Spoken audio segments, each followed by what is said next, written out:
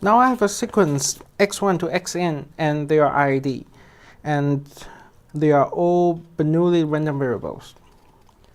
So suppose we observe x1 to xn is an observed value.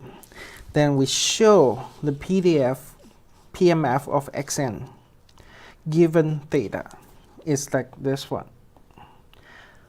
Then we can find the joint PMF. First, we know that when xn equals 1, then the probability, well, its PMF is theta.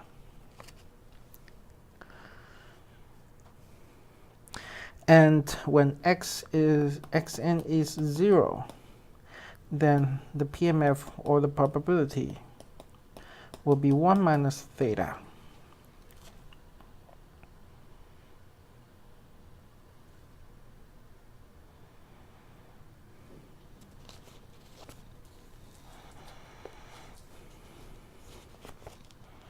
So we have already shown that the PMF of xn is here.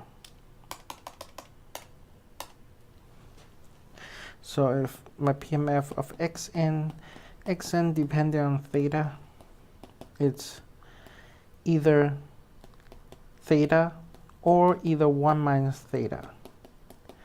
You see, if xn equals 1, here is 1 minus 1 is 0, then we don't have that term, it's only x theta. If xn is 0, then the first term will be 0, and the second term will be only 1 minus theta.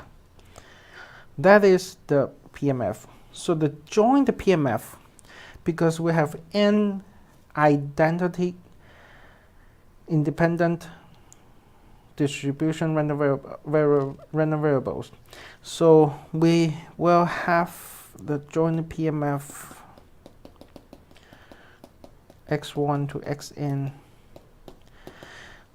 We multiply this again and again, so it's multiplication. N is from 1 to capital N. Theta xn times 1 minus theta 1 minus xn. Now, to find the maximum likelihood estimate theta hat, we can take the log of the joint PMF. Take log, it's part B. Log PMF, joint PMF.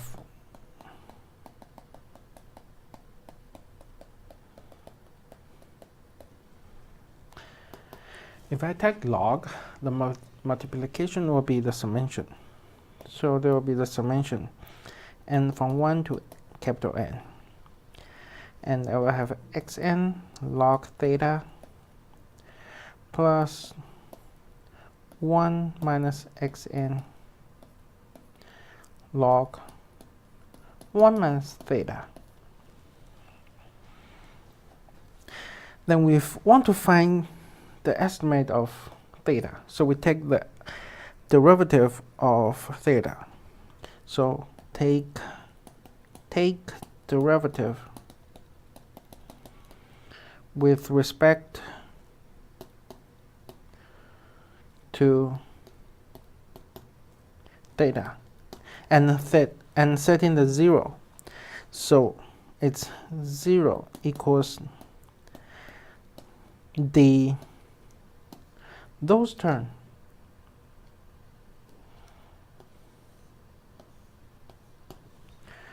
the theta, which is still sigma n from 1 to capital N. The theta here, first term will be xn time divided, because log theta will be in the denominator. Theta n divided by theta, xn divided by theta, minus 1 minus xn, 1 minus theta.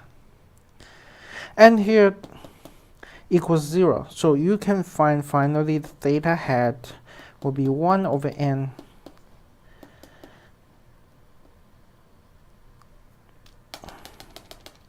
and summation 1 from n 1 to n xn.